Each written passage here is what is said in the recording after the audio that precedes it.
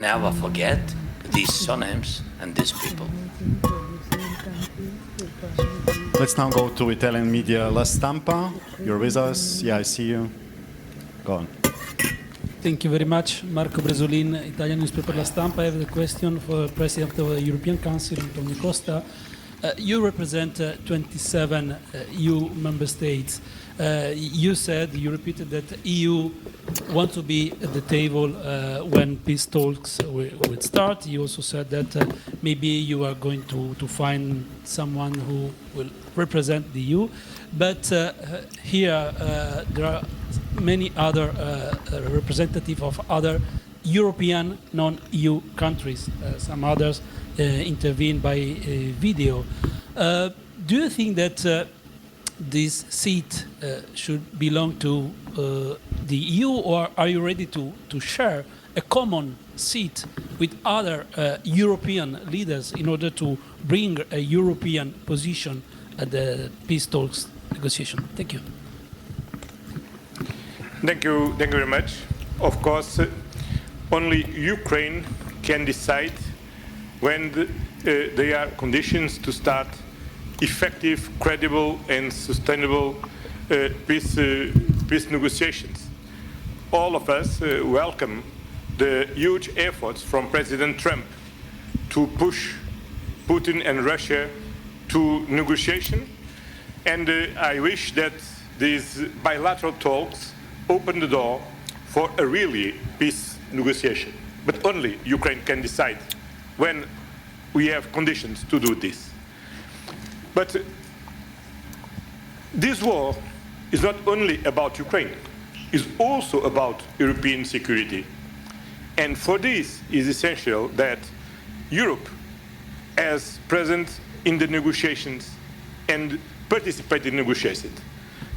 Not only the European Union, also our friends like Norway, Iceland, United Kingdom, because all of them are very engaged in the support of Ukraine, and they are very concerned about European security.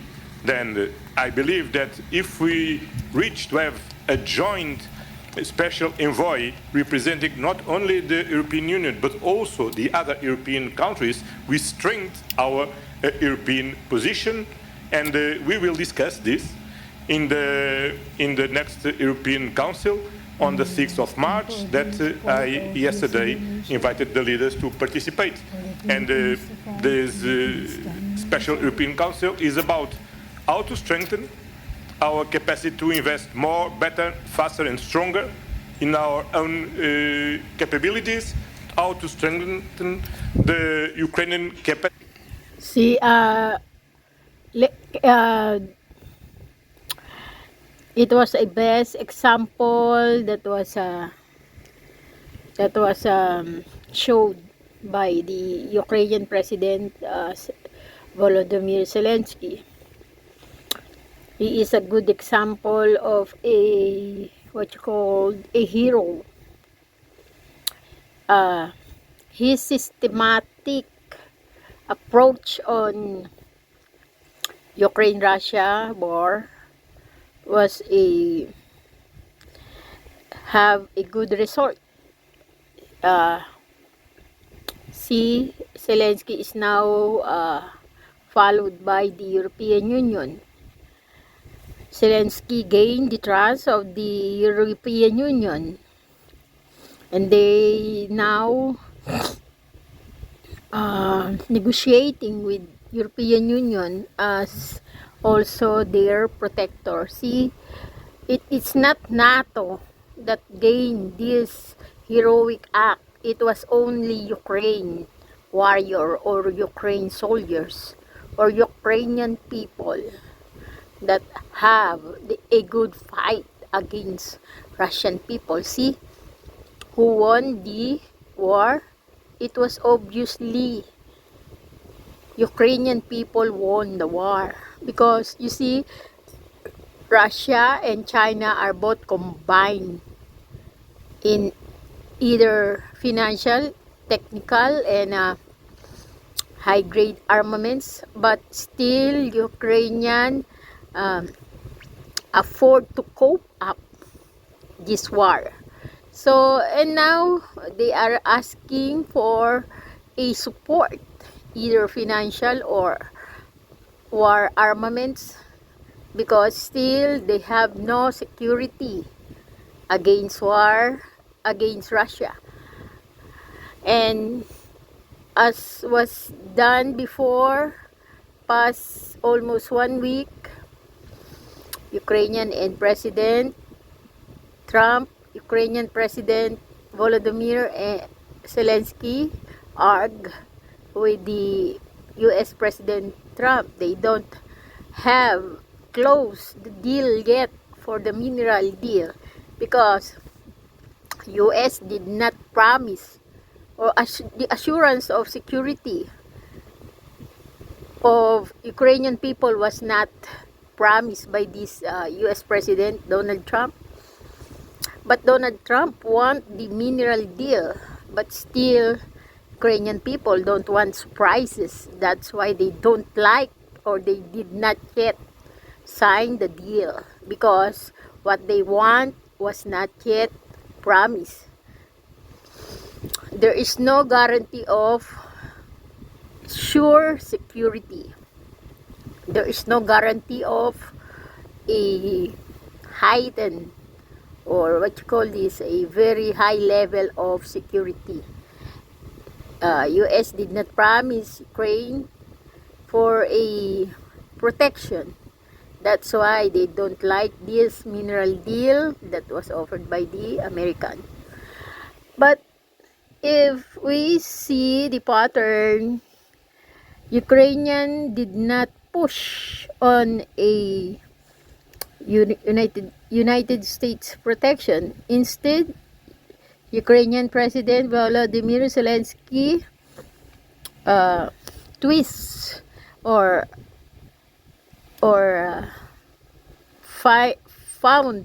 found another route for security, and that is it. He found it in the sides of European Union. He is now with European Union, and he feels safe for with them, and that's why he is asking for support for European Union. But as we know, European Union depend on the support from NATO. But NATO, the head of NATO was United States. But United States trying to leave them instead. The United States have these parameters.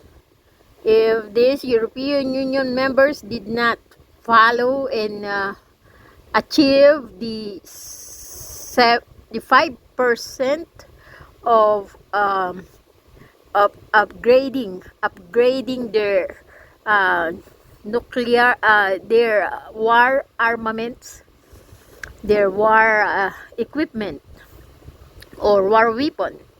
If they did not achieve the 5% upgrade, or almost 7 or 8% upgrade on war equipment or weapon, Trump vowed to leave them.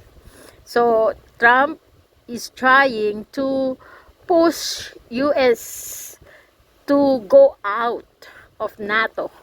If the member of the European Union NATO alliance will not achieve what Trump wants. So European Union must follow the term of US so that US will not leave them.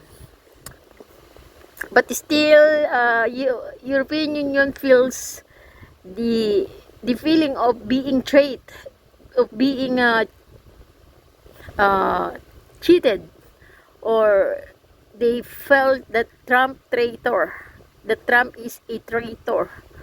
They felt that Trump is a traitor to NATO and also to European Union. That's why they said that Trump is only illusion now. They did not feel that Trump will protect them, or they did not felt that Trump will side on them, and they felt that Trump is ready to leave them or to push US out of NATO. That is why they vowed with Ukrainian President Volodymyr Zelensky to stand with their own feet and unite to fight Russia and China together with BRICS. But this is a good example of unification to fight against one enemy. I think Philippines must follow the example, the good example of Ukrainian President Volodymyr Zelensky. They must, Philippines president must go out and ask for support from the ASEAN country. They must ask for support because Philippines is very small country compared to China, which is a giant country and also with a high-tech war armaments. But still, Philippines managed to fight back or to retaliate from this bullying of Chinese vessel from the West Philippine Sea. And as you know, as of now, the level of security in the West Philippine Sea is 0, because as of now, anytime China will attack the Philippines, but Philippines must ask for support for the ASEAN country like Singapore, Brunei, Malaysia, Indonesia, Vietnam, Thailand, India, Pakistan, Japan, South Korea, and Guam, and also the other country that was not said. But as of now, Philippines still hoping for a very peaceful approach. They not want a war. They not like a war. They did not want a war. What they want is to protect their territory, because Chinese government still want to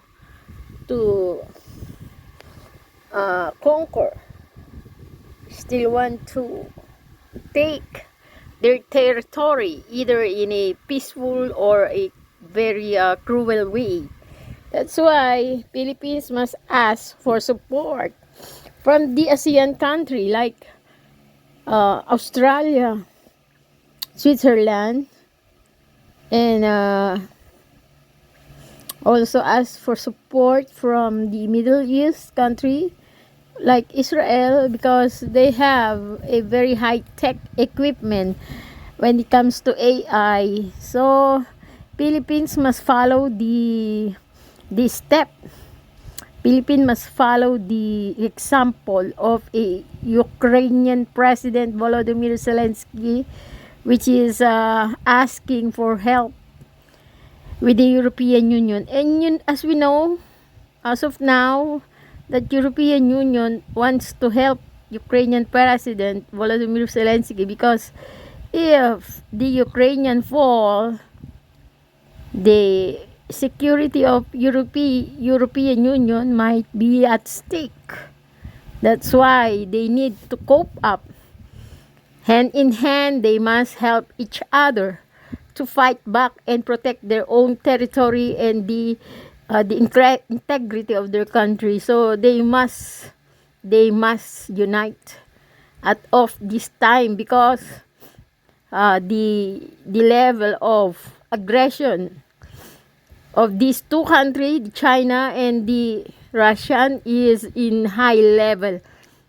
They are like an insane dog or insane animal that wants to devour other country, like a very poor and small country compared to their size. So, I therefore conclude that Zelensky was a good example of a leader, a heroic leader that every leader in this whole wide world must follow. They must seek the example of Pres.Volodymyr Zelensky, the heroic act of Ukrainians to fight back and protect their territory as well as the protection of European Union. They always thinking of the protection of their neighboring country like European Union. If they fall, it was the beginning of falling of European Union too. So, this President Volodymyr Zelensky has a very good spirit that guide him to seek a very good alliances like European Union. So, Philippines President PBBM or Bongbong Marcos must follow the example of this Ukrainian Union Volodymyr Zelensky. He must ask for the help of ASEAN nation too, like Malaysia, Indonesia, India, Pakistan, Australia, Switzerland, Japan, South Korea, Vietnam, Thailand, Cambodia, Pakistan, they must not ask for Afghanistan. You know, Afghanistan has a very high level of insurgency. So they must ask for ASEAN country like Singapore to help them and fight back against this tyranny, the tyrant nation of China, the Communist People's Republic of China, which is very aggressive in conquering the other nation, especially those poor nation and small in size nation. That's why they have to be crushed. They have to be destroyed before conquering the small country like Philippines and Taiwan. So, we may ask God to guide these two countries, Philippines and Ukraine, the good example of Ukraine. Philippines must saw it and follow the good example of Ukraine in asking support with European Union. So Philippines President must also ask support from the ASEAN for the help and support financially and our war equipment, anything that will support Philippines to fight back and to protect their land and territory and also integrity. But also how we can be prepared for participate actively in the future peace negotiations if and when they arrive. Thank you. Thank you. Next one to Danish media, Mathilde Kimmer from the R. Yeah. Yes. My question is to the Danish Prime Minister. Today you presented this willingness to support the Scandinavian and the Baltic countries to support a newly established brigade, Ukrainian brigade. But where are you on the question of boots on the ground in a potential European peacekeeping mission? Thank you for that question. Well, from a Danish perspective, we are open-minded, and as I have said from the beginning of this war, we will be with our friends in Ukraine as long as it takes and to the end.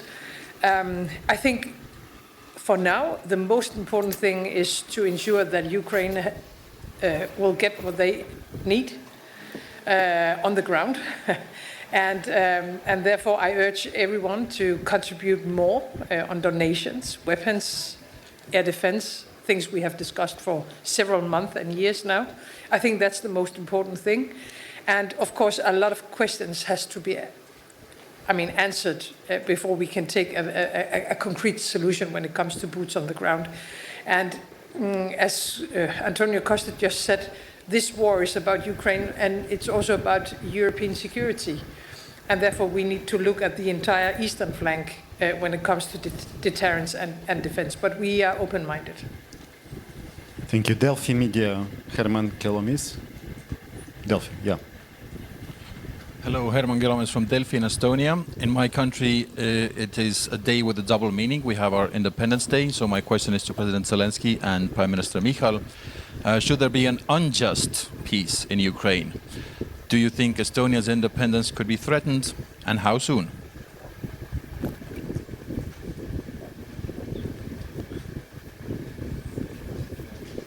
Thank you. It's your birthday, you start. Yeah, it's Estonia's birthday today, 107. The short answer probably would be that all of EU and NATO are under threat if Russia's and Putin's goals and objectives will not be changed. Longer one probably is that Estonia knows its neighbor well, as everybody does. We have invested in defense for many years, and we will. Our aim is to go to 5% of GDP. Next year it's probably near 4 already.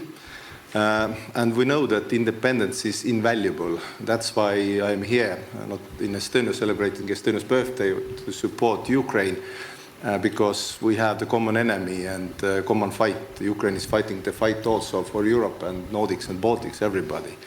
So to answer the question, the unjust peace probably would hit everybody, also United States, because Iran, North Korea, everybody would assess that they can do whatever they want. So everybody in this probably are together.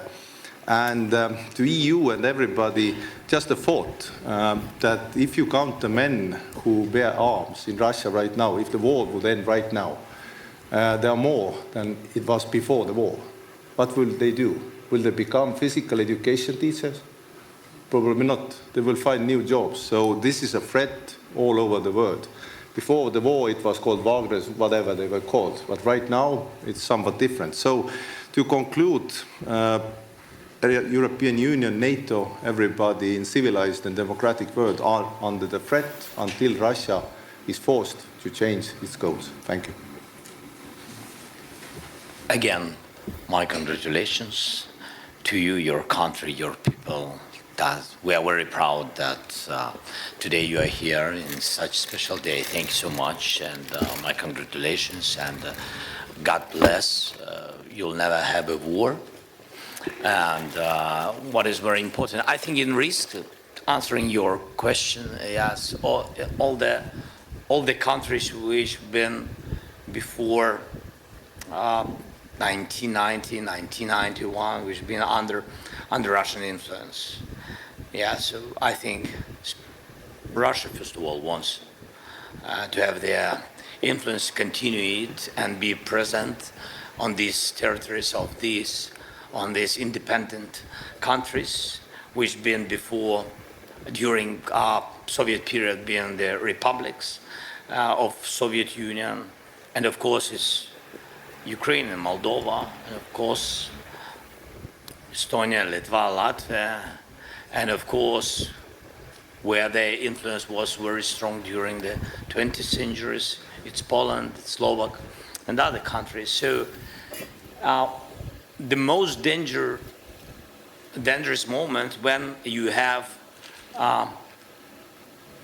people who has Russian roots, it's not bad. I'm just how it was with Crimea. I'm just sharing with you our experience. When you have some society.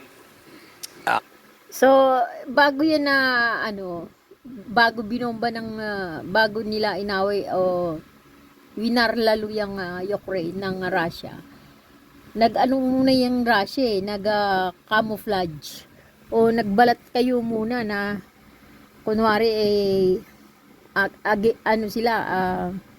fair sila o pantay o patas. Kasi nagkaroon pa ng referendum sa sa Crimea eh. Nagkaroon sila ng plebiscite doon na nagboto-botohan sila, pero habang nagkakaroon ng botohan, hawak naman nila o sakal-sakal nila yung mga tao kasi yung kapaligiran hindi masyadong malaya kasi masyadong parang pakiramdam ng tao ay tinatakot sila habang binoboto nila yung habang bumoboto sila. So no choice sila kundi ang sumunod sa Russia kasi tinatakot sila ng Russia habang bumoboto sila eh.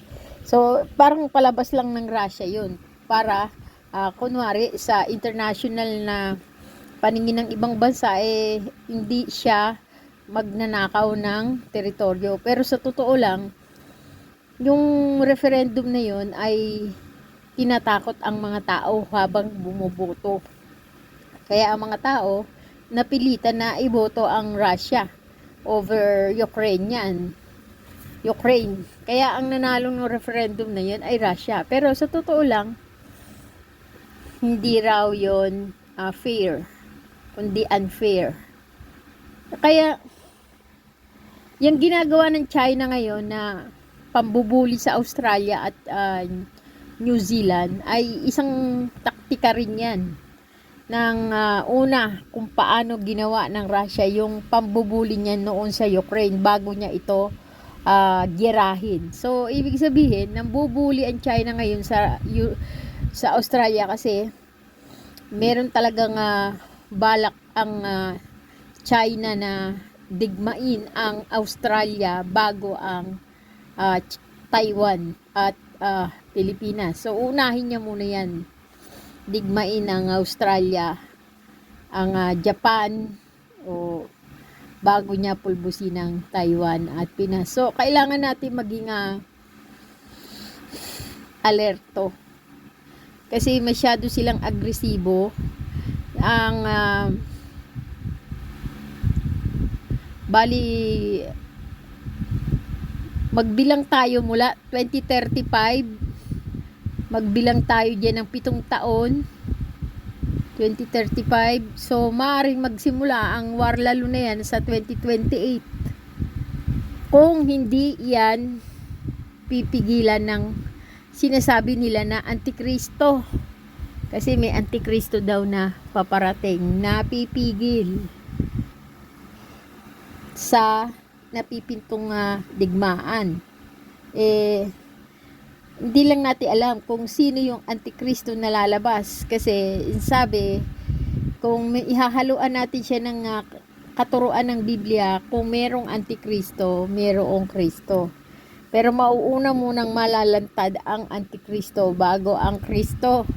Kasi hindi naman darating ang Kristo hanggat hindi nalalantad ang Antikristo. At alalahanin natin nasa huling panahon na tayo dahil ang sinasabi na tanda ng huling panahon ay noong mabautismuhan ng ating Panginoong Hesukristo. So, ang huling panahon malalaman natin sa pagdating ng Antikristo. Pero hindi naman darating ang Antikristo hanggat wala tayo sa matinding kapighatian. So, itong mga napipintong digmaan na to ay isang senyas na nasa pintuan na tayo ng matinding kapighatian. At alam naman natin sa matinding kapighatian, involve ang mga high-tech na AI. Pero, huwag tayong mabahala dahil hindi naman magtatagumpay ang masama. Kailangan magtagumpay ang mabuti. Ang kalooban ng Diyos sa bandang huli pa rin ang masusunod. And of course, if you are bordering with Russia, you have such society. I mean, it's with other nations, it's the same. So when you have Russian-speaking people, or their roots, or their families which half of Estonian, half Russian, like we had Ukrainian, father Ukrainian and Russian mother. It can be so. It's our history very long. I mean, you are in risk because it was with Crimea, it was with the East, with Donbass at the very beginning. They said that they are not occupying our territories, that they defend Russian-speaking people.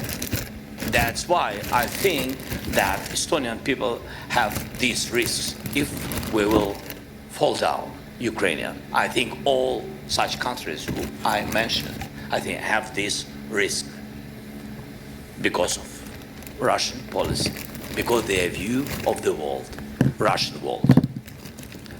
Thank you, Mr. President. And we now go to Iceland. Dagny Erlendsdottir from Iceland National Broadcaster. Yes.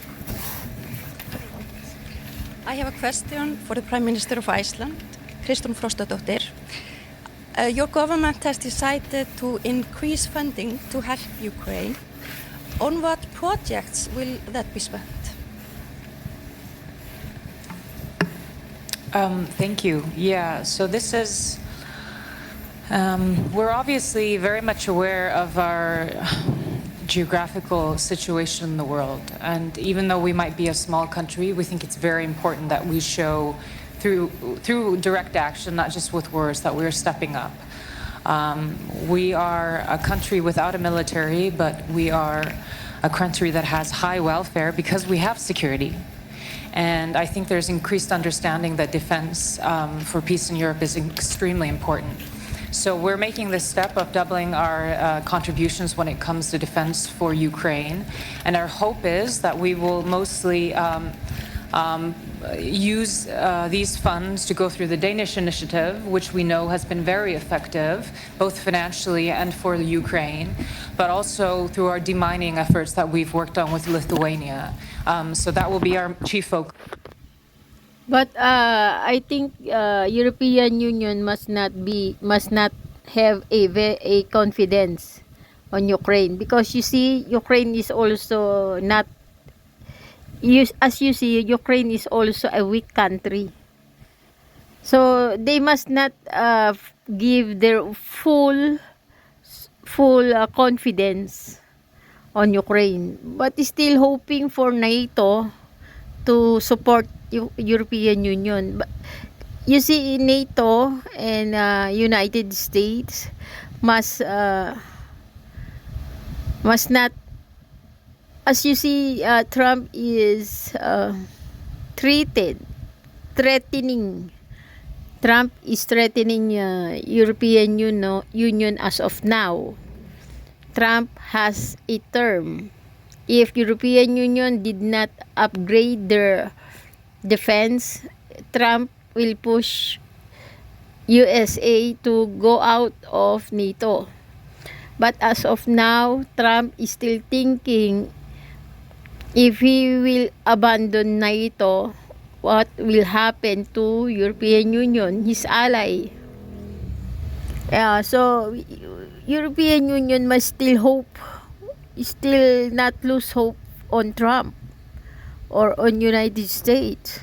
Because if United States back out or leave NATO, it is their end.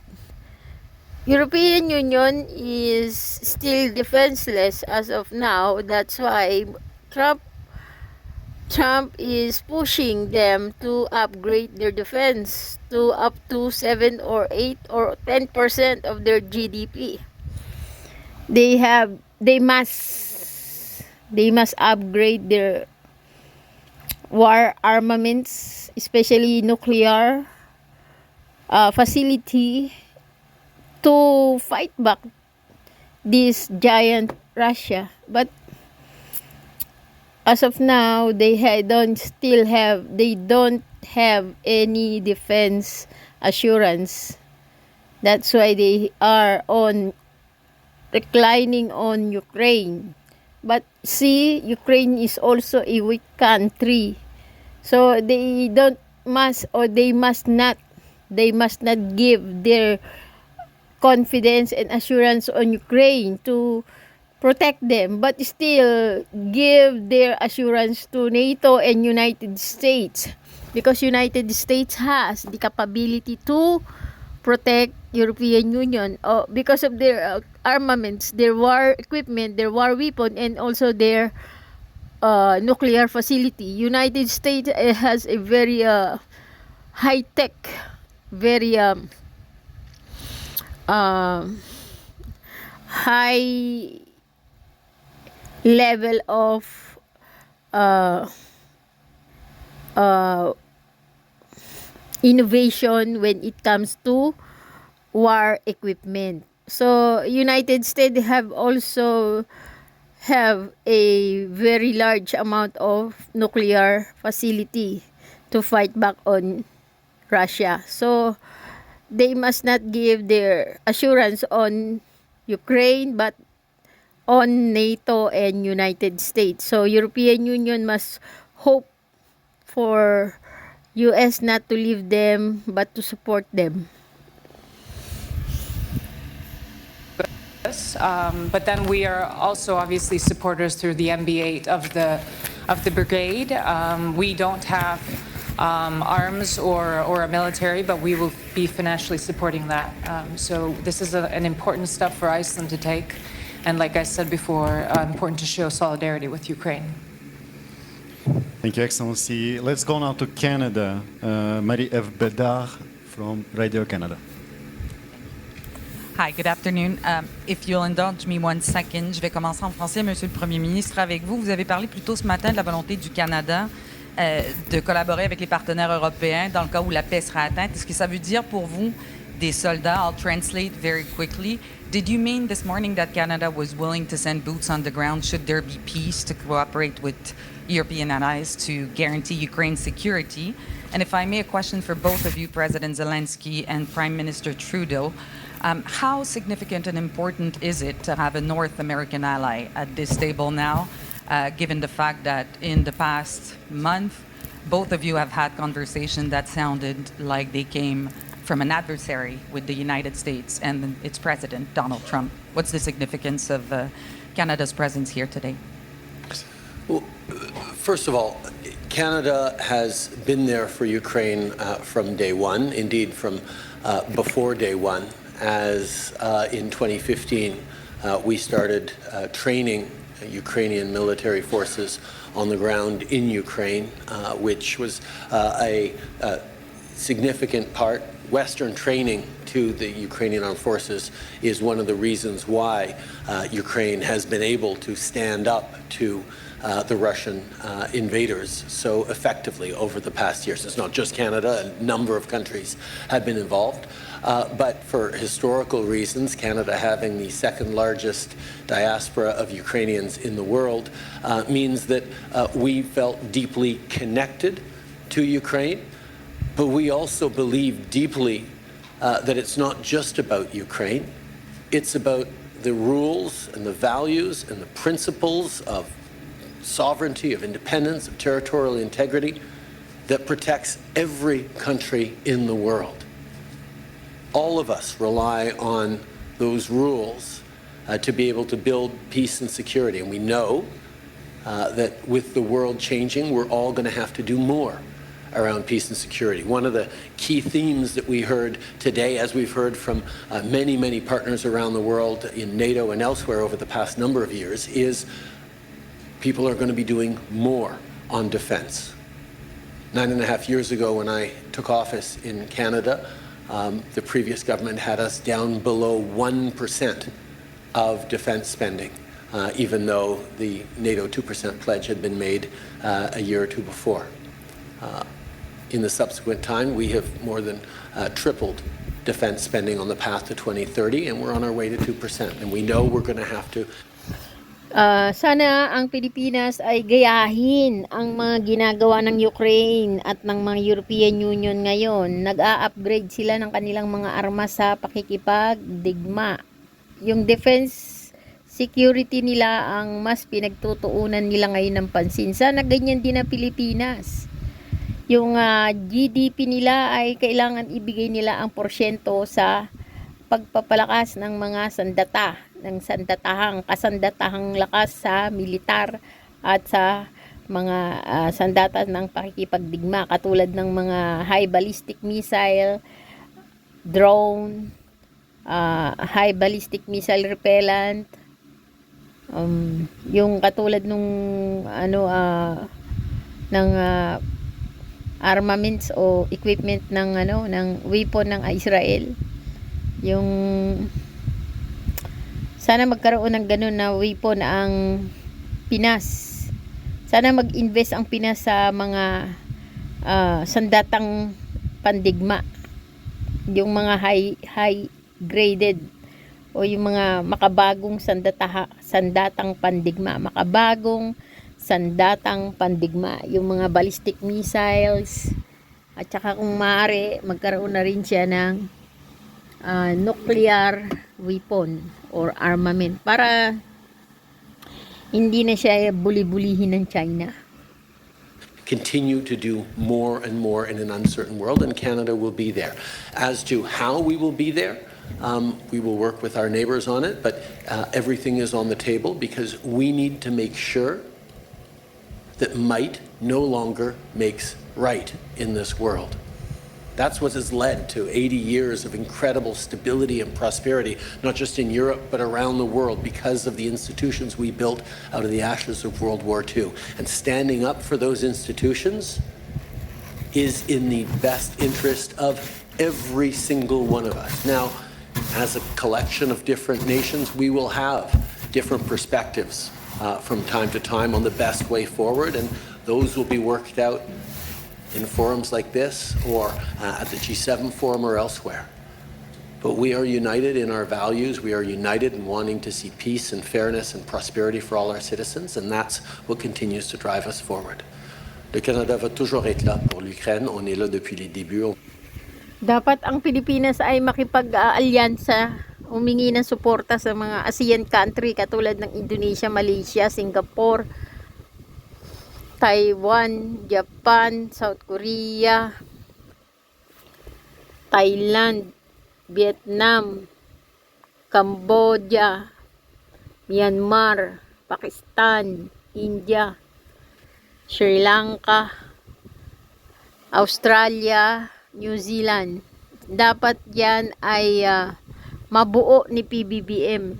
Makuha niya ang simpatya ng mga bansa na yan para sa kanyang seguridad.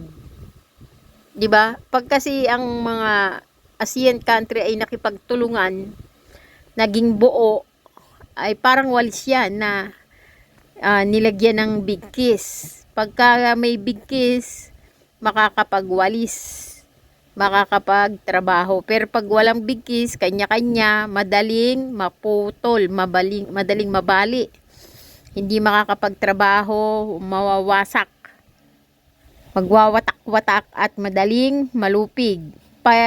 Ang isang alyansa na watak-watak, mahina, madaling malupig. Pero kung ang isang alyansa ay nagkakaisa, buo, nagtutulungan, at hindi nagbabahabahagi, kundi buo, hindi yan agad magagapi. Malakas yan, hindi nila yan maitutumba. Hindi magagapi ng kaaway. So kailangan ang mga yan na ASEAN country ay mabuo ni PBBM para sa kanila, sa seguridad ng East, o the Greater East, o yung perlas ng silangan, o mga bansa sa silangan, mga bansa sa silangang Pasipiko, the East Pacific. The ASEAN country must join together to fight any insurgent of communists threatening the democracy of this country. So they must unite and help each other. Continuer de l'être et on regardera comment on peut mieux aider dans les années à venir, parce que défendre l'Ukraine, c'est pas juste défendre l'Ukraine, c'est défendre les principes et les valeurs qui nous protègent tous. Merci à vous. Victor Guerrero, Télévision Española. Sorry. Mr. President, I'm sorry. Really, with pleasure. That's okay. No, he can tell us how much he likes Canada. Because I love Canada. And I really appreciate that we have such relations with you, Justin.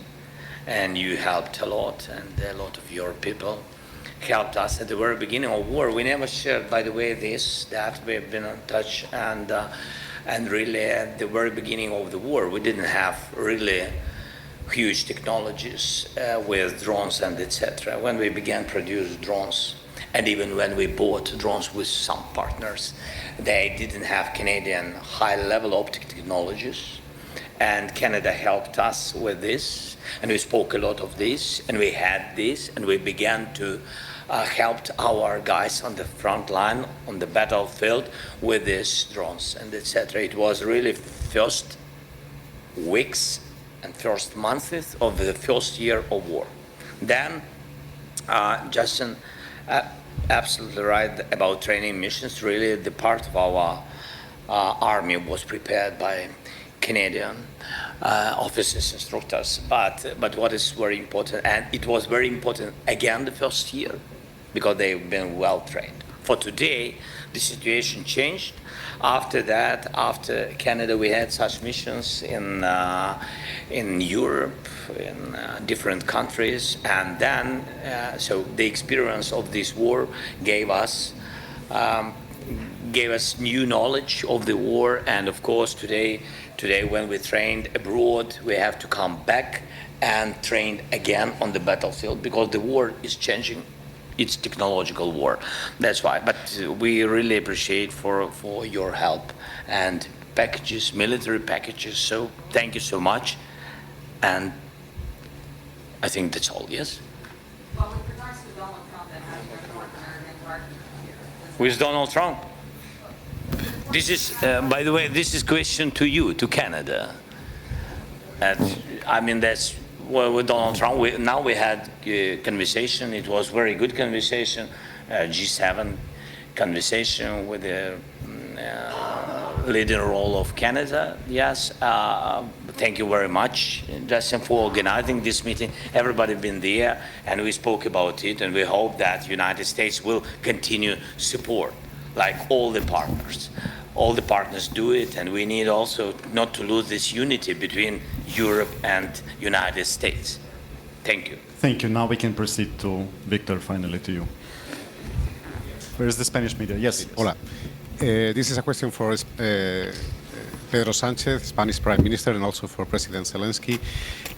First in Spanish, then I will translate in English. Señor Presidente, usted esta mañana decía que España va a apoyar a Ucrania el tiempo que haga falta y con mayor determinación. España, su gobierno, está valorando o podría valorar enviar soldados dentro de una fuerza de paz o en otro formato. Prime Minister, you said this morning that Spain would be supporting Ukraine as long as it takes and with more determination. Is the Spanish government considering or could consider it to send Spanish soldiers as a peacekeeping force in Ukraine? And for President Zelensky, are you asking your partners here present for soldiers for a peacekeeping force as a peace guarantee for the future? And how many soldiers do you think would be right for this work? Thank you. Well, thank you, Victor, for your question. I would say, because this is not the first time that I have to answer to this question, and I guess all the rest of colleagues, but I would say that first things first, and step by step. No, I think that now we're focused on what we are, which is to open a genuine peace negotiations talks. And for that is crucial, I would say critical, that Ukraine and of course Europe are implicated in the negotiation process. Second, I think it's critical for all of us to provide the security guarantees to Ukraine in order to reach that common goal that we have, which is to have a last and just peace for Ukraine and for Europe. So I think these are now the questions that we have to answer, and we welcome, of course, this window of opportunity that now we have in order to speak about peace. But as I said before, I think it's important that to have the European Union and, of course, Ukraine implicated in these very important talks. And as I said during this morning, of course, in 2024, Spain signed a very important bilateral security agreement with Ukraine that will last for the next 10 years. Last year, we provide 1 billion euros in order to provide military capabilities to Ukraine. This is something that we are going to repeat in the year 2025, and of course, we stand with Ukraine and of course with President Zelensky. Thank you so much. We're very thankful to you, Pedro, your country, your team, and your people.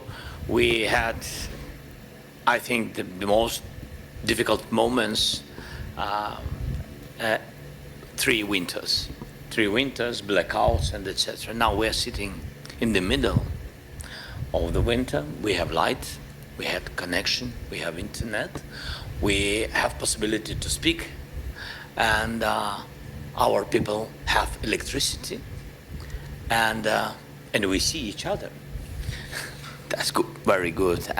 But this is the big work of a lot of partners. For example, I don't know if I can share when I came to Spain in a very difficult moment again in winter, and Pedro made a decision with I don't know if I can say number of hawks. I don't know.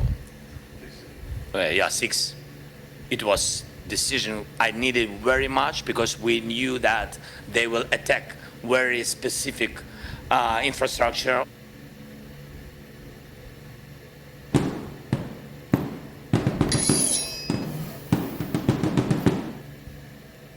This video is sponsored by NOLA Mattress.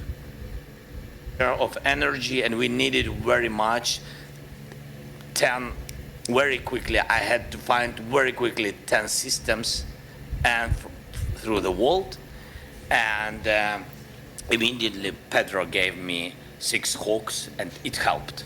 So thank you so much. And such things, this is illustration of our unity.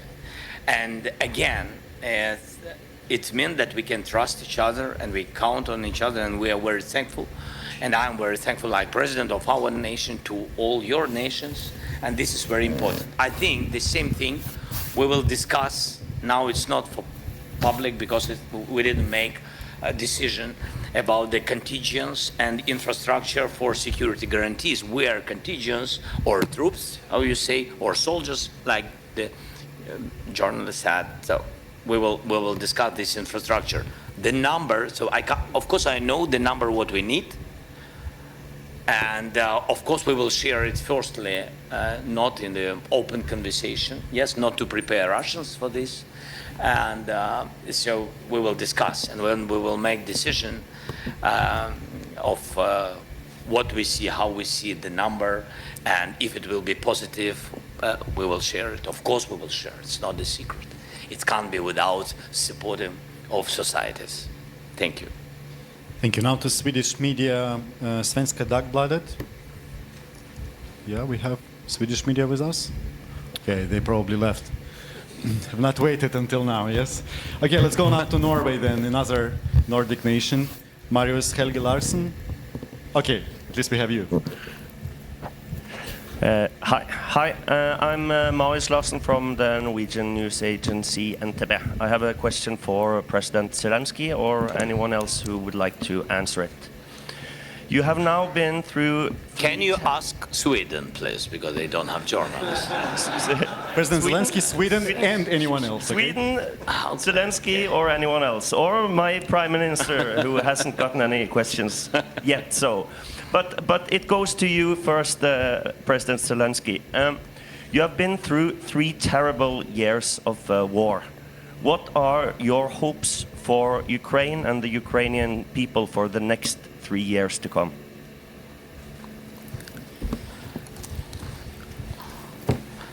We hope that we can finish this war this year, not in 3 years. It's very, very difficult. Very difficult for all our nation to go through this war, but with all respect to our soldiers and our people. So I can't speak about 3 years. If we speak about how to prepare security because of the Russia, they can come back in 10 years if we will not be prepared. They will not come back if we will pressure them, put them to their place, to their territory. And if Ukraine will be in EU and in NATO in closest years, of course it will help us very much. And I think that they will not come back if we will have strong army and strong allies and strong unity, to my mind. Because they will never, forgive the world that they didn't win. And you see that they will not win. Thanks. Thank you. And what about Sweden? Yes, you have a question to your Prime Minister or not? If not, we will proceed. No? I think everything was so clear. Okay, yes. I have a question for my Prime Minister as well, Jonas Gahr Støre. Today, your colleague Mette Frederiksen in Denmark said that 3% of the budget to defense is not enough. You have set the goal to reach 3% within 2036. Do you think that is a fast enough pace? Well, I think we have made that significant shift of lifting us far above 2%. First, we were among countries that did not have a plan. Then we had a plan, then we moved beyond. We are now about 2.5, and we may reach 3% before 2036, by the way. I think we may need to invest more in defense, and I think that debate should be on figures, but also on quality and capabilities.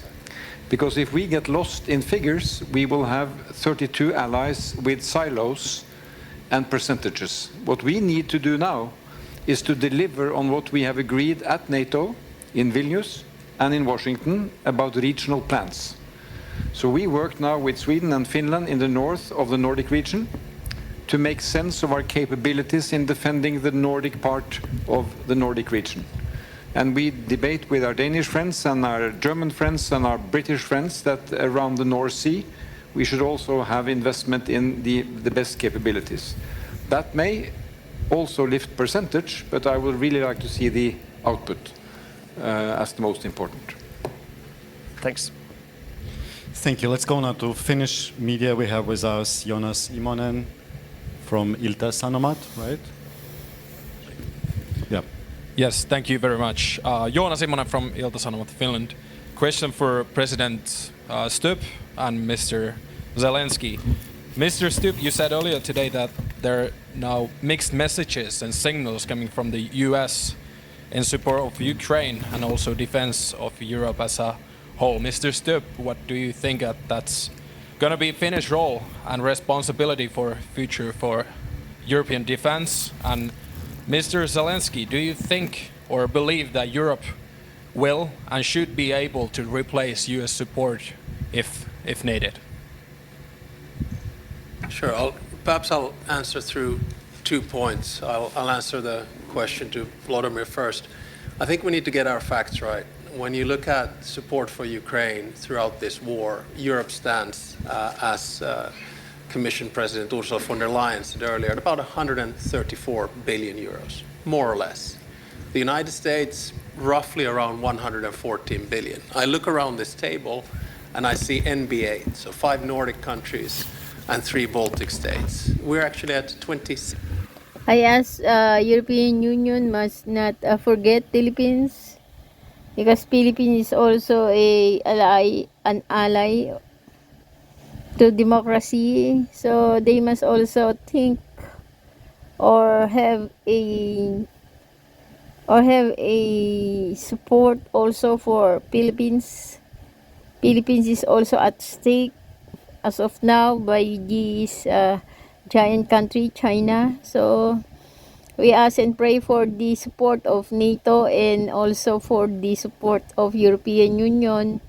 We as Filipino people is also afraid and afraid of this big country like China threatening the Philippines to conquer it step by step.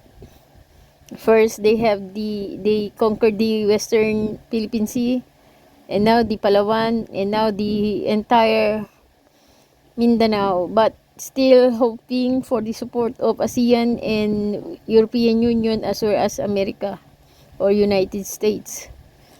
May you not forget the Philippines, because Philippines is a small country and have a limited financial capability. So please do help Philippines too. 6 billion euros, roughly speaking. So that's about a fifth of what Europe has supported. So yes, to a certain extent in the future, we're going to have to take more responsibility, but to get bogged down in who has given more, I think is the wrong tack. The second point I have to make, it's not only about the material support, it's also about having skin in the game or having some kind of a plan. I think Norwegian Prime Minister Jonas Gahr Støre put it quite well earlier when he said that we Europeans can't complain our way to the negotiating table. And my worry is that in the past 2 weeks, when we've seen a shift in the transatlantic partnership, and you'll know that I'm an avid transatlanticist, we have to wake up to a new reality. And then the question is, how do we get skin in the game? How do we get involved? I think a good start is what President Costa has done, is to call a European Council. Because right now, European diplomacy is rather cacophonic. It's all over the place. That's why I have, together with some colleagues, proposed that we sit down and think about a plan. And in my mind, that plan or sketch goes in 3 phases. The first phase is the pre-negotiation. That's where we are right now. This is when we have to think really hard how we put more pressure on Russia and basically how we support Vladimir and Ukraine and what kind of security arrangements we have. And if I may, just as a side note, I'm getting a little bit frustrated about this debate on boots on the ground, because that sort of misses the whole point. That is that the strongest boots on the ground in the world right now are with Ukraine. They have the land forces. Then it's a question about which phase and how Europe will come to support Ukraine. In the air, in the sea, with reconnaissance, with intelligence, etc., etc. The second phase of the plan is when the ceasefire begins.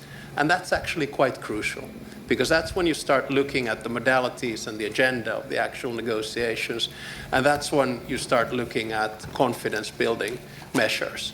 And then the third phase is the peace process, and that's when you start talking about the big issues of territory, and that's when you start talking basically about recompensation, about justice, which President Zelensky was talking about earlier. So what I'm trying to say is that I think we in Europe, we need to get our act together. And in order to get an act together, you have to have a plan to the Americans, because if you don't have a plan to the Americans, you're not going to get involved in negotiations. And right now, the negotiations are happening above our heads without any kind of a plan and strategy. That's why I think this meeting has been extremely important. And that's why I think that the next 2 weeks are crucial also about the future of European security. And there was another, yeah. Just to add some words, I think that you are sorry that I'm telling but I think that you are neighboring the same problem. Yes, and that's great. So that's big success that you are in NATO. And my congratulations to Sweden. And also, that's why, so we are very thankful that we have such close partnership with Finland, with Alexander, and of course you gave us a lot of packages during this war, and it was very important, useful. I can tell you, especially, by the way, first year, I'm focusing a lot of times on the first year, but I think that the first months was the most important in this battle. And when those time we didn't have 155 artillery, I mean Western kind of NATO standard systems of artillery. We didn't have long distance weapon and etc. We had Ukrainian production, Soviet period production, any weapon, artillery and etc. And their air defense, S-300, for example, missiles. And it was very difficult. It was big deficit because big deficit in the world. And Finland helped us very much, because really we found only some countries who had it in their storages. Yeah, so it was very important, especially those months, those first weeks and months. And about your neighbor, and I think, and of course, Ukraine will be always thankful for this and never forget it. And I think those experience of such enemies or such problematic neighboring, how to save the border, and you have very long border with Russia, and that's why I think our experience of how to defend the contact line or defend the front line, and the same technologies how to defend the border. I think this experience, our experience, will be very useful for your country. It doesn't mean that you will have a war, but it's more safety. I think so. Thank you. I was told we have another question to Prime Minister Kristersson from Ukrinform. Yes, the floor is yours. Tetiana Pasova, Ukrinform, a question to the Prime Minister of Sweden and the President of Ukraine. Could you please tell us right now? I can put my question in English, actually. Today, President Nauseda stepped with the initiative for Ukraine to become a member of EU by 1st of January of 2030. And do you support such initiative? Because we need a coalition of leaders who will support our way for EU. And запитання до президента Зеленського. Question to President Zelensky. Could you please tell us whether we are ready to speed up the reforms for Euro integration and Euro accession?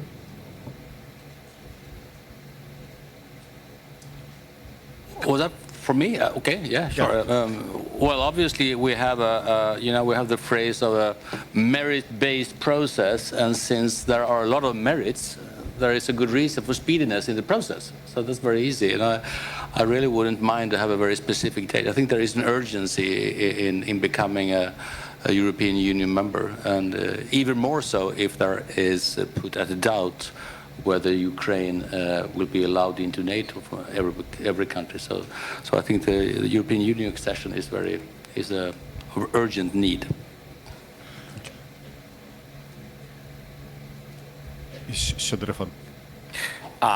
I think so that how to open clusters quickly on the way to EU and what we have to do for this. I think all the answers can give you really the President Ursula von der Leyen. She knows she and President Costa, I think they know when we will be in EU. Really? No pressure. No pressure. They're decision makers. So. Yeah, but perhaps I may add, I am now witnessing many different accession processes. I must say, I'm so deeply impressed by the speed and the quality with which this country, Ukraine, is reforming and doing all the necessary steps, and these are hard steps. And this is a lot of hard work, while fighting a war of survival is really impressive. So you have here an example for highest merit, highest quality, and speedy delivery that is exemplary. You got 3. So now we go to Latvia. Latvian media, Latvian television. Gins Amoliņš. Thanks. Hello? Works well. So the Nordic and the Baltic states, my question would be to President of Latvia, President Rinkevic, and maybe a short comment on that from President Zelensky, if possible, shortly about the Nordics and Baltics announced today, the pledge to train and also to equip a brigade-sized unit. Given the uncertain situation right now in geopolitics, and a bit of a follow-up on the Finnish colleague here, do you see that Europe would need to rapidly increase its military aid to Ukraine? And is Europe capable of doing that? Thank you. Actually, those are very easy questions. Yes and yes. But I think that for the second, what we really need is to, first of all, get a very clear message to the defense industry that we are going to spend more. Because what defense industry needs, a clear commitment. Number two, both on the national level, less at the European level, we still are experiencing all those procedures. Sorry to say, but I think that we need to get out of this kind of mood that we are very much process-oriented, but to move to the results-oriented. I do believe that we can do that, and I do believe that we must do that, and I do believe that we will do that.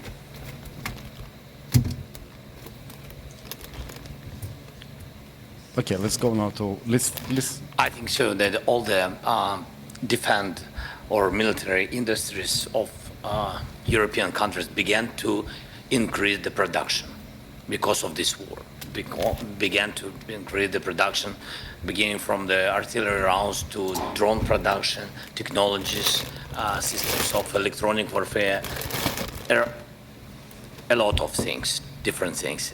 But how to do, but it's not enough, and how to increase more quicker and be comparable with Russians is to invest more to Ukrainian production.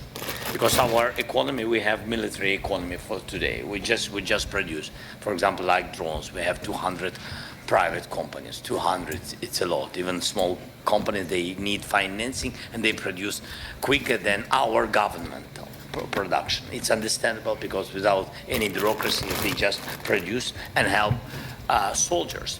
And by the way, they help directly to the front line.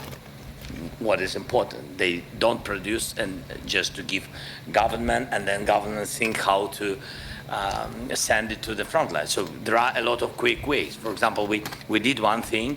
So I began to pay money directly to brigades. It's one of the versions how to help them to produce quickly, and they really do a lot of things. And they buy and produce. There are brigades on the front line which produce at the same time. So really very sorry if I'm using not correct word, interesting, but it's incredible. So that's why we need additional financing for our Ukrainian production directly to private sector. Now to Lithuanian media. LRT, Augustinas. Yeah. Thank you for opportunity. Question for Lithuanian president. I also would like to ask you about, peacekeeping force possibilities in Ukraine. We see that it's hardly likely that anytime soon we can see this coming from EU or NATO frame. Are you willing to take a unilateral decision, like, for example, United Kingdom is talking about? And also I want to ask President Zelensky, looking around you today, around this table, do you think that this Nordic-Baltic region is playing more and more significant role in support for Ukraine? Thanks. Lithuania is ready and will be ready to support Ukraine under any circumstances. And even now, as we speak, Lithuanian people, ordinary Lithuanian people, are accumulating financial resources in order to buy the drones for Ukraine. So my country is not tired and will be not tired in supporting Ukraine. When it comes to to the decision you mentioned, I think we have to answer to the three questions, first of all. We need the clarity about the mandate of such forces on the soil of Ukraine. Are we speaking of peacekeeping or peace enforcement? There is no peace yet, and even the ceasefire is not a reality, unfortunately, so far. The second question, and the answer to the second question is, are we ready to enforce the ceasefire? So the force must be real.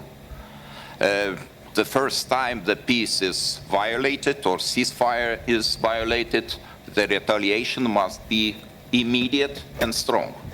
Otherwise, we compromise and we discredit the very concept of the security guarantees. And the third question is, are we ready to back each other? Or, in other words, unity is vital. Europeans with the backing of the United States would be ideal solution. Are we there? I have my doubts. Maybe my doubts will disappear in the coming weeks or coming months. At least I'm looking forward to the Hague summit. I hope there will be positive news from this summit, despite all our reservations. So I think the question is a little bit too premature, but when it comes to the training mission, Lithuania is already there. Our experts, military experts, assist Ukrainians to improve their professionalism and fighting capacities. They are there, and we already answered to this question positively. And if you allow me, I will comment my initiative on the date of European Union accession, Ukraine's accession into European Union. You know, this is a matter of political commitment. If we talk about the NATO membership, of course we understand that not everything is in our hands, and the decision depends on other allies too. But the European membership is in our hands, in the hands of European Commission, in the hands of member state, and of course the hands of Ukraine. And Ukraine is doing really a great job under such complicated circumstances. So I truly believe that it is a realistic date. It's ambitious, but realistic date. Thank you. One more important partner with us, France, Monsieur le Ministre Benjamin Haddad, Minister Delegate for Europe and Special Envoy of the President. I'm told we have a question for you coming from Union Sayenko. Thank you for this opportunity to ask a question. I would like to refer my question to French Minister. France has already provided Ukraine with very significant support in order to help to survive our country. Especially, you provided us Scalp long-range missiles, howitzers called Caesar, armored fighting vehicles, ammunition, and other vital support. And my question is your country ready to continue support Ukraine for another year? Are you ready to increase this level of support? And my quick follow-up for the President of European Commission and President of European Council.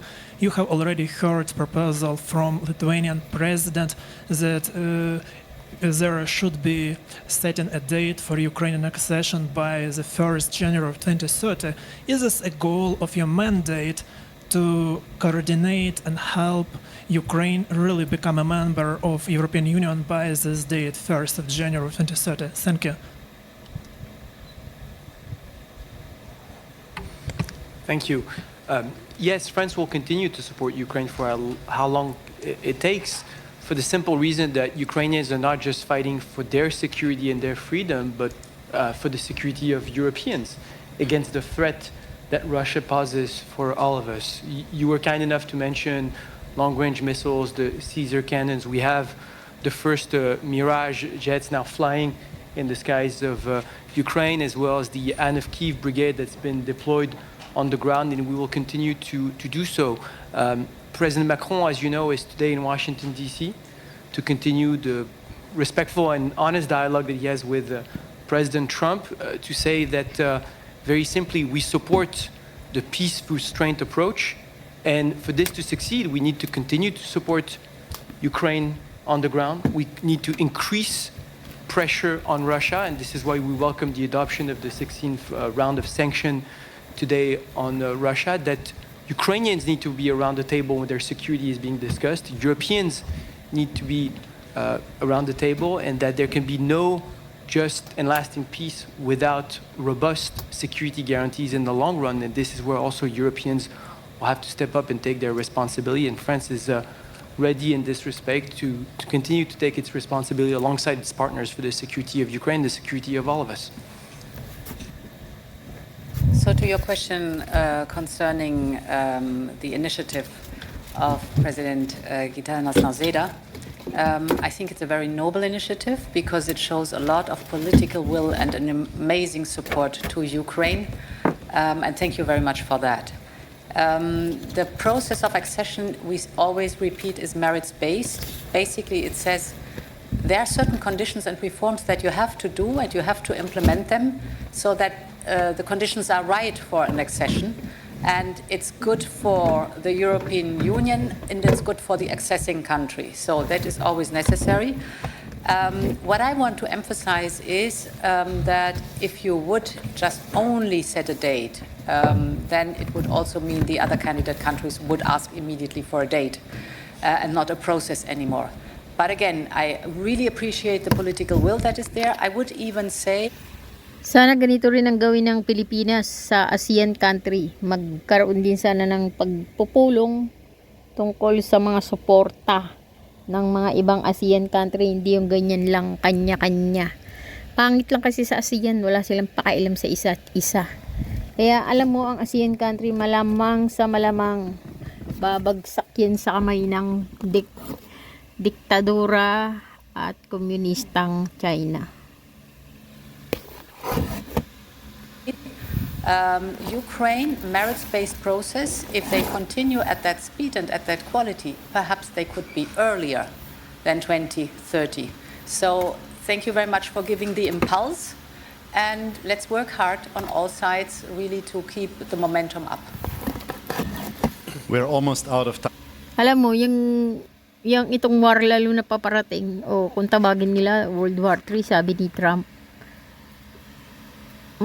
maaantala yan kung darating ang Antikristo. Kasi sinabi niya, siya nga yung peacekeeper. Pero isinasaad ni Trump, peacekeeper daw siya. Pero bakit ganun? Parang nakikipag-alliance siya sa mga lalaking bansa. Parang hindi naman nakapanipaniwala. Pero kung hindi nga yan matitigil ang ano na yan, maaari yan ay sumiklab ng 2028 hanggang 2035 kung hindi mapipigil yan. Kasi ngayon pa lang, nagkakaroon na nga ng alyansa. Diba? Ay itong ginagawa ng European Union, pagpapakita ito ng alyansa. At pag may alyansa, alam nyo na, mayroong paparating na war lalo. Kaya, daw sa mga dapat nang maghanda dyan. Maghandaan na rin natin, mga Pilipino yan. Kasi nakikita naman natin. Diba? Ang ginagawa na ng European Union ay nagbabadya na rin sila. Kailangan na rin nilang kumilos at tumayo sa kanilang mga paa dahil dyan sa ginawa ni President Trump. Hindi na sila pwedeng magpetik-petik pa.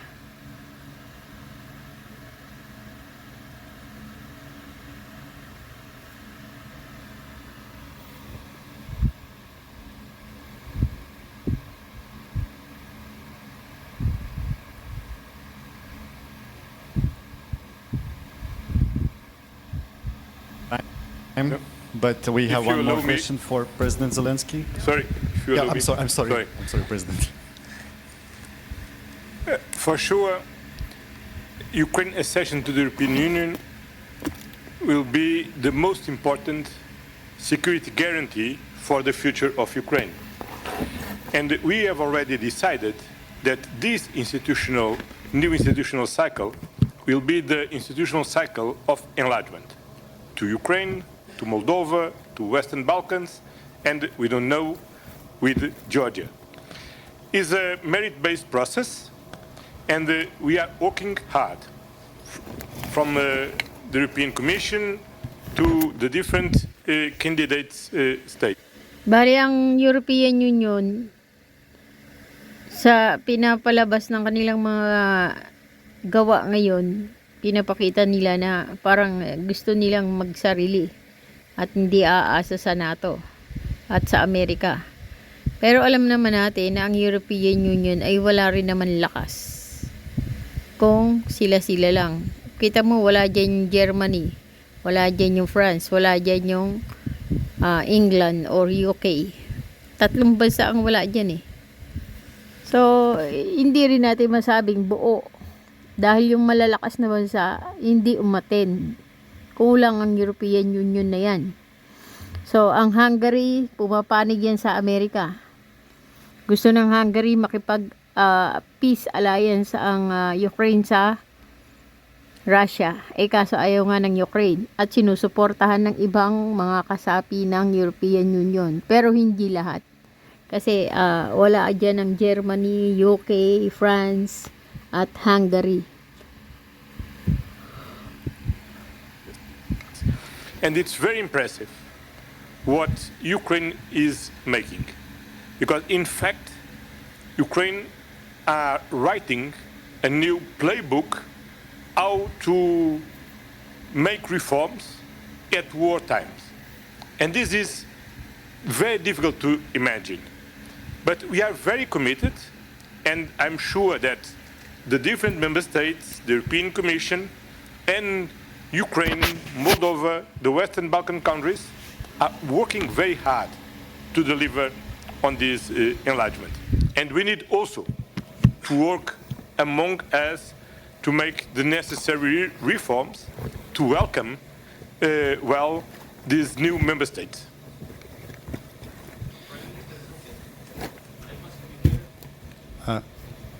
El Confidencial, Fermín Torrano. While I was coming here, I met just in the street a Ukrainian friend who told me to say thank you for the €1 billion you announced today. And when I said goodbye to him, a question came to my mind, like, how will you explain to this Ukrainian citizen and other Ukrainian citizens, and also to the Spanish taxpayers, that Spain still this year, last year, 2022, is paying more, 2 times, is paying €2 billion to Russia buying liquefied gas, and today we are only announced $1 billion to Ukraine. And so I would like to ask you, what will you tell to him, to Spanish taxpayers, because this money is still helping to fund the war? And to President Zelensky, I would like to ask that you said trust with partners is very important. So I would like to know, how do you feel with partners that still pays money, a lot of money, more money than they give to you, to the enemy, or partially at least? Thank you very much. Thank you. Well, thank you for the questions. First of all, Spain has supported all the sanctions packages approved by the Council. And we've been very constructive and positive in order to increase the pressure on Russian shoulders in order to stop the war. Second, you're talking about private contracts, but the political will of the Spanish government, and I would say the Spanish society, is to reduce and diversify our energy dependencies towards other countries. And we have done so. We have done so. Our main provider is now in North America, not only the US, but also Canada. And last but not least, I would say that that we have committed ourselves as the Spanish government to devote €1 billion for the next 10 years, each year, in order to provide that military capabilities to Ukraine. So, you know, we are supporting Ukraine. We are supporting President Zelensky and his government, and I do believe that even if we're far away from the front line, because we are coming from the Iberian Peninsula, we have also a good representation of the Iberian Peninsula with the President of the Council, Antonio Costa, and myself. I think that people in our society understand quite well the importance of defending and providing this support to Ukraine and its people in order to guarantee that peace and security in Ukraine and in Europe. And by the way, you know, when it comes to enlargement, since we come from a country which became a member state of the European Union back in the 80s of the 20th century, we're always Sana tulungan din ng European Union ang Philippines kasi parehas din ang nararanasan ng Philippines at saka ng Ukraine.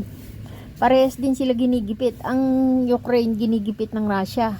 Ang Pilipinas ginigipit naman ng China. Sana tulungan din ng Pilipinas ng mga European Union, hindi lang Ukraine, di ba?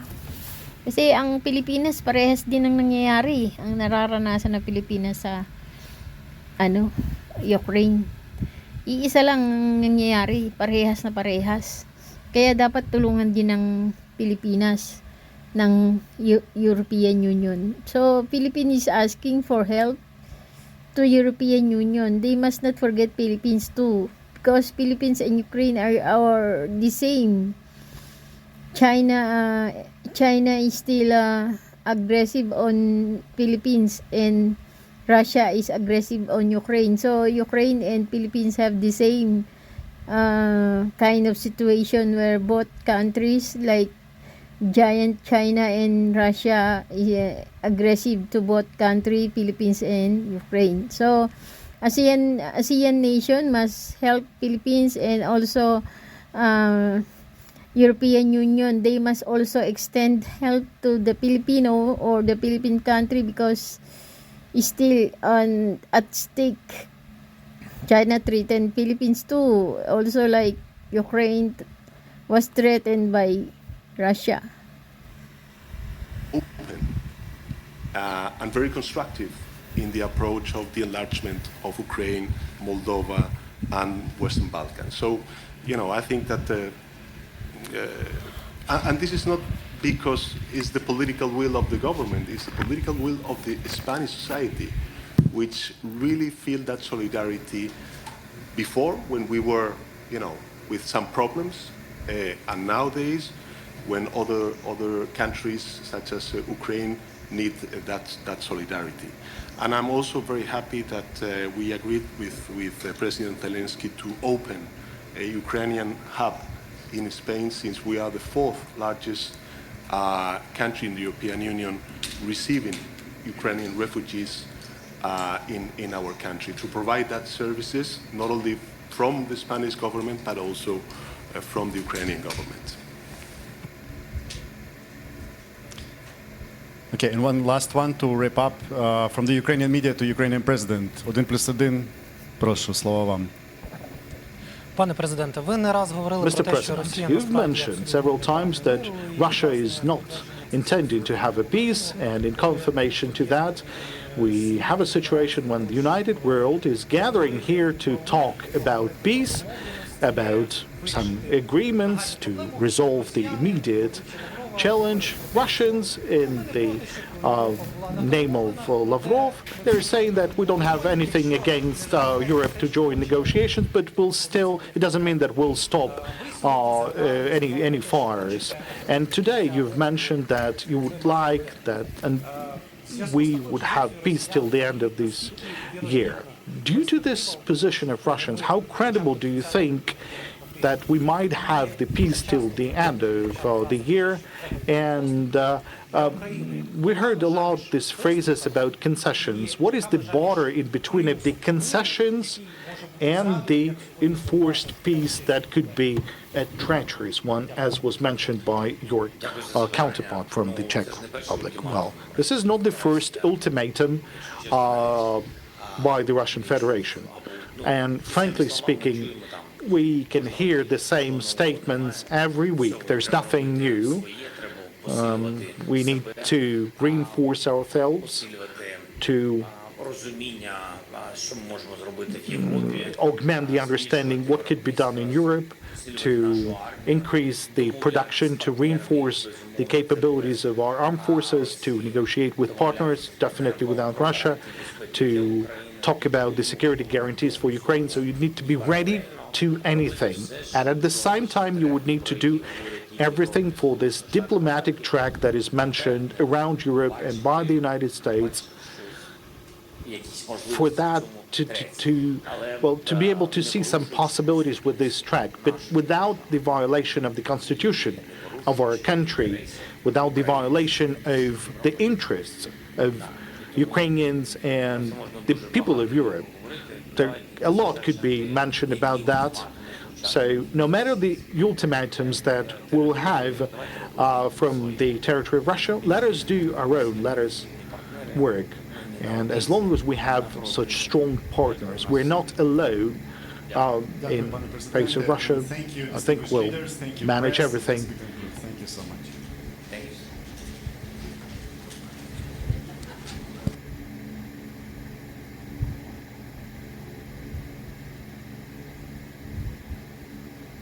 Narito ang isang solusyon para sa mga nakakaranas ng problema sa maluwag na balat at maraming kulubot sa mukha. Ang serum na ito ay puno ng mga katangian na nagbibigay ng moisturize at pampalusog na mag-iiwan ng iyong balat na pakiramdam na hydrated at muling nabuhay. Gamit ang formula na hindi madulas at madaling masiksik, ito ay nagdaragdag ng moisture at nagpapaganda ng mapurol na balat na magbibigay sa iyo ng isang maliwanag at kumikinang na kutis. Damhin ang mga benepisyo ng serum na ito dahil ito ay nakakatulong mabawasan ang mga wrinkles, pag-angat